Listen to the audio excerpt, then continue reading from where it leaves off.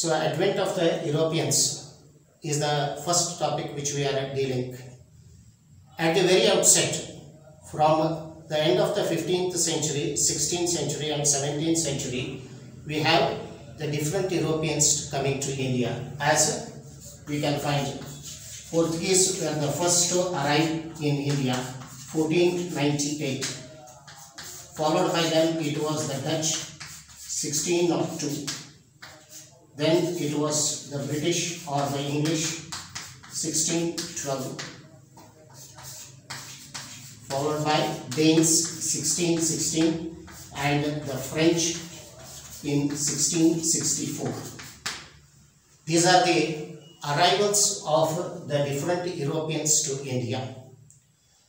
Today, I will be discussing about the first two Europeans, Portuguese and the Dutch. So, right from ancient days, India had the trade contacts with many foreign countries. However, it was in the 8th century with the coming of the Arabs to India. Indian trade and commerce flourished in the Western markets, the European markets. It is the Arabs which popularized the trade commodities, the different goods which became popular in the European markets. Constantinople was the hub of the commercial world. Today, this place you can identify it in Turkey and it is named as Istanbul. So, which was under the Arabs. So, it was at Constantinople the European traders as well as the Eastern traders used to meet and the exchange of the goods was there.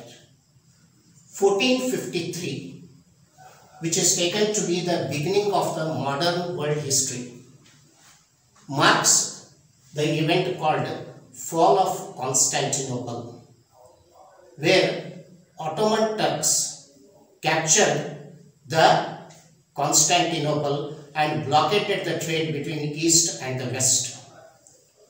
This resulted in the scarcity of the goods, Eastern goods in Western markets, which was responsible for the geographical discoveries. And some of the European countries came forward, took the responsibility to discover a new route towards the East, and that was by sea. And the first country we noticed was Portugal. Here in Europe, the Portugal was the first country to take the responsibility to find the new sea route towards the East. It was Prince Henry who promoted the navigation activities in Portugal. Training of the navigators was conducted at the navigation school established at Lisbon, the capital of Portugal. It was the pioneer Bartholomew Dias who was the first navigator to take the journey towards the East to make an effort. 1486, Bartholomew Dias travelled from Lisbon towards the south in the South Atlantic Ocean and reached the southern tip of Africa. But he could not proceed further because of heavy storms in this region. Hence, he had to return back. So he named the African tip as the Cape of Storms. However, the King of Portugal, King John, who had the faith that this is the route by which we can reach towards the east. Hence, he renamed the Cape of Storms as Cape of Good Hope, which was later called by the British as Cape Colony, and today you know it as the Cape Town. Later, here we find another Italian navigator by name Christopher Columbus. Here, he made an attempt to discover the sea route towards the east by traveling towards the west of Europe. Encouraged by Queen Isabella of Spain, he travelled towards the west. However, that voyage led to the discovery of America by Columbus in 1492, the discovery of America. Followed by that, it was again the Portuguese navigator Vasco da Gama who followed the footsteps of Bartolomé Dias and took the voyage from Lisbon through the South Atlantic Ocean, reached the Cape of Good Hope, further travelled here to India, and it was on May 20th, 1498, he reached the place called Calicut in Malabar coast. So here students, sometimes a question may appear. The question is, when Vasco da Gama arrived in India in 1498, usually the question will be, who was the king who gave the shelter to the Portuguese? That is known to us, it is Zamorin. But my question is here, who was the Vijayanagara king ruling at this time? Because later Portuguese and Vijayanagara had good relations. So this question may come here as one of the competitive examination. So keeping this in view, here you have to also see the contemporary history. How was the contemporary history when these Europeans slowly arrived? So we have the Vijayanagara king by Salva Narasimha II who was ruling at that time, 1498. Zamorin, the local king, gave the shelter to the Portuguese. So this was how the sea route was discovered between the Europe and India by the end of the 15th century. Followed by Vasco da Gama, we have Cabral coming as the second navigator to India. Again Vasco da Gama travelled. It was in 1505. The Portuguese appointed their first governor in India, Francisco Almeida, was appointed as the first governor of the Portuguese in India, 1505 to 1509. He held the governorship of India, and it was during his period the policy called as Blue Water Policy, that is the monopoly of the sea route between the east and the west, and the introduction of the cartridges, that is the permit passes, was mainly here the work of Almeida. Followed by Almeida in 1509, we had the famous governor by name Alfonso Albuquerque, 1509 to 1515. He held the power. He was responsible for the expansion of the Portuguese trade centers in India, in the west coast. So we find from Malabar coast, moving to Karnataka region. In Karnataka region, it was with the permission of the Vijayanagara king Krishnadeva Raya, he was able to establish his colonies or the trade centers at Bhatkal and Honavar. Followed by that in 1510, by defeating Yusuf Adil Shah, he occupied Goa, and later further in the west coast of Maharashtra it was expanded. So Albuquerque was responsible for the expansion of the Portuguese trade along the west coast of India. Followed by this, his another policy was encouraging the Portuguese traders to settle in India and establishing matrimonial alliances with the Indian women. So this policy was mainly initiated by Albuquerque. 1515, after the departure of Albuquerque, we have other governors.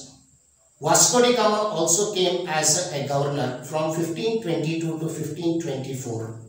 He was the governor in India, who met his death in India, and his body was buried first in India at Fort Kochi. Later, the body was removed and it was taken to Lisbon. So like this, we have these governors. Another governor to be mentioned is Ninau da Uha. Ninau da Uha, 1529 to 1542, who was responsible for the transfer of the capital of the Portuguese from Kochi to Goa in 1530. And later, here it was during the period of Kuha, we have the famous Christian missionary from Europe under Father Francis Xavier. 1542 it arrived in India. So like this, the Portuguese here expanded the trade.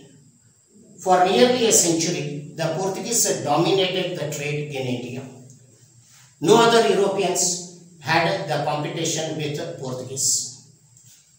However, 1580, occupation of Portugal by Spain marks the fall of the Portuguese, and gradually other Europeans entered India. So it paved the way for the other Europeans to come to India. Before we pass to the next Europeans, so just to sum up, what was the importance of the Portuguese rule or the Portuguese trading activities in India? What impact it had in India? Because of the Portuguese, once again we see the revival of the trade and commerce with European countries. Indian goods became very popular again in European markets. Particularly, Portuguese here carried the pepper from India to Portuguese, by which they gained a lot of profit. Pepper was one of the spices which was in lot of demand in European markets. So this popularly, the route between the Europe and India, the sea route, popularly came to be known as pepper route. As you know that earlier in the north we had from China to here mainly the Central Asia, the route is called as Silk route. In the same way, this has been here named as the pepper route. So pepper was most popular here, followed by that other spices, and cotton was very popular. Keeping this in view, here the trade once again was revived with the European countries. That is one of the first impact what we can notice. Secondly, the Portuguese contributed to Indian agriculture by introducing the cultivation of chilies, potato, onion, cashew and tobacco. Later, the Portuguese also established the first printing machine in India at Goa 1556, which later boosted the journalism in India. It is Portuguese encouragement which brought the Christian missionaries to India. Particularly 1534, the establishment of a Society of Jesus in Europe by Ignatius Loyola. Here the Jesuits started coming to India, and they were responsible to spread the Christianity in India. And lastly, the Portuguese were responsible for the introduction of the Gothic architecture in India. Thus we have here the first Europeans here playing an important role on the Indian here mainly culture, but they never interfered in the Indian politics.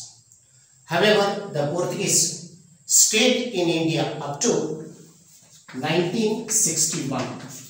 They were the first to arrive in India and the last to depart from India. followed by the decline of the Portuguese. We have the Dutch coming from Netherlands, or earlier it was called as Holland. 1602, the coming of mainly the Dutch. But however, the Dutch were not so interested in trading in India. Their more concentration was on the Spice Islands of Java, Sumatra, Borneo, which we term today as Indonesia. So they here mainly made this particularly India as a resting or a halting place. And for their convenience, they had some trade centers on the east coast of India. Like they established themselves at Pulikat in the Tamil Nadu coast, which was their first capital till 1690. Followed by that, it was another place called Megapattanam. That was the second capital. Machilipattana or Masulipattana in Andhra coast was the trade center of the Portuguese, here the Dutch. And in Bengal, they had the place called Bedra. These were some of the centers what we have, the Dutch centers on the east coast. They were more interested here in Indonesia. So why they not only the resting place in India, but they mainly took the cotton from India, which was a lot of in demand in Indonesia. And here mainly this was used in exchange to the spices in Indonesia. And spices was taken to Europe and sold at here enormous rates. So this is how the Portuguese mainly used the Indian mainly raw materials here to develop themselves at Indonesia. And till 1950, as we know that Indonesia had remained as the Dutch colony. It was later with the efforts of Dr. Sukarno and the intervention of UNO, here Indonesia gained its independence from the Dutch. So Dutch did not survive for a long time in India. 1759 was disastrous to the Dutch, where they were defeated by the British in the Battle of Bedra in Bengal, which here lost their slowly the colonies, and we find the Dutch departed from India and they were the first Europeans to leave India. So these two, what we have, the Portuguese and the Dutch were the first two Europeans to come to India. Followed by them, we have the most important Europeans, that is the British. So the British here mainly came to India, or they had their first center in 1612. 1612, the British established there mainly the center. So this topic, the British, the coming of the Danes and the French, and the conflict of the British and the French, here which we call it as the Anglo-French rivalry or Carnatic Wars. That will be discussed in my another class. Thank you.